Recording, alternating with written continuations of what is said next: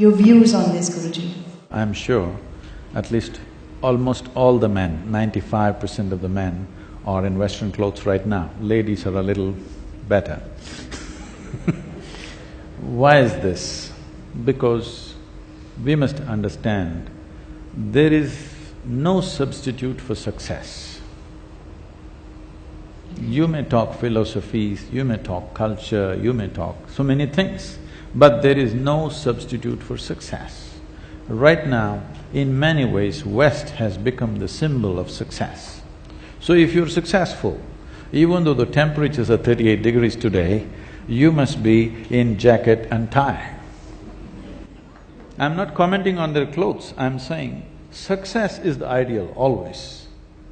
Without what is successful, that is what everybody will aspire for. So we need to understand this.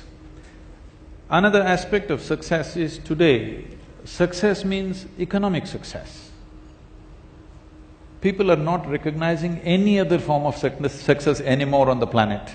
There used to be a time, if you came into a town and said, oh, he's a big man, maybe he was a wise man, maybe he was a very creative man, maybe he was something else, but no. Today if you say somebody is a big man, it means he's got big money bags.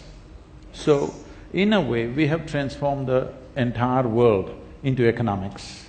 That is the most important subject everywhere. So it doesn't matter, there's no point struggling with it. We have to come to terms with it and see how to ride it. So we need economic success. You will see as India becomes more economically successful, you will see things Indian will become more prominent. It's not the other way around. People think that if India becomes economically successful, everybody will become westernized. It's not true. Unless by then we have completely lost the ethos of what India is. If we did not lose that, then definitely as economic success comes, manifesting who we are, it becomes equally important. To take pride, there are certain mechanics. First of all, when you mentioned the word nation, nation is not just a geographical boundary. It is an idea that we must infuse into people's minds. It must burn as a pride in people's hearts. Then only there is a nation. If you just draw a pencil line on the map, it doesn't become a nation. So to build pride, there has to be history. No nation has as much history as we have, but our children, as when you were studying in school, you studied nothing to be proud of. If you just look at it, recently I was talking to the education minister in Tamil Nadu. For example, everybody knows about Cambodia, Angkor Thom and Angkor Wat. These temples are the engineering marvels, even by today's standards, most incredible things that human beings can create. Tamil kings went there and built it. From first standard to 12th standard, does any Tamil child even read one line saying that our ancestors went there and built this? No. We only study how people came and conquered us, raped us, looted us, and this is what we study. A fourth standard child in Lebanon will know, fourth, fifth standard, those 3 years they study this, every one of them know Indian labor, Indian sculptors, Indian yogis and Indian elephants came to Lebanon 4,200 years ago and built the Baalbek temple, which is a phenomenal structure even today. Every child in Lebanon knows it to a point. There are thousands of people in Lebanon who take their first name as Hind. Here we shout Jai Hind, there's no one Hind here, but in Lebanon there are thousands of people named Hind because they feel these people from somewhere came and built this temple, and even today there are thousands of people by that name. You go to Palmyra, Aleppo, Damascus, all these places are living history that over 8–10,000 years ago, these cities were built by taxing Indian traders, by taxing them. So you can imagine what is the volume of traffic that must have been happening to build entire cities based on the tax that was collected from the Indian traders. Ask any Indian child, have they read anything about it? No, nothing of pride. So, I must tell you this, I'm not saying this with pleasure. But today, if the Western countries open up their visa regimes, I think 70% of the Indians will swim across the oceans and go away.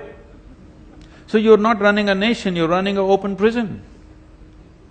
Nation is when I want to be here and make things happen, this is a nation. I want to run away because there's no other way I'm staying here, this is not a nation. If we want to make a nation, we have to build that pride. Pride will not suddenly drop upon us from the skies. We have to show our children what all great things we have done in the past. Okay, we have fallen here and there, but now it's once again time to bring back that glory. If we don't create that pride, if we don't create a sense of history in people's minds, particularly growing children and youth, how will you bring pride? First opportunity they get, they will leave the country. Going out of the country is not a bad thing. You go there to learn, you go to do business, you go there to do whatever. But are you running away from a horrible situation or are you going by choice? That is the question. I'm not saying nobody should go out, we have enough population to populate the entire world, so we can go out. Going out is not a crime, I'm saying we're escaping. Escape happens from a prison, not from a nation, isn't it?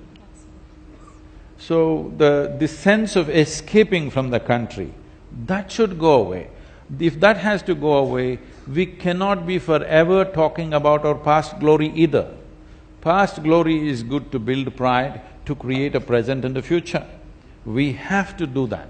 Right now, India as a nation is in a position of advantage only because of the demographic dividend we have. In everything else, we're way behind most nations, let's understand this. We are. But we have a demographic dividend that we have the maximum number of youth. But if we do not cash in on this in the next 15 to 20 years, once again it'll be a slide down. It may take another 50 years or 100 years before we get that opportunity once again.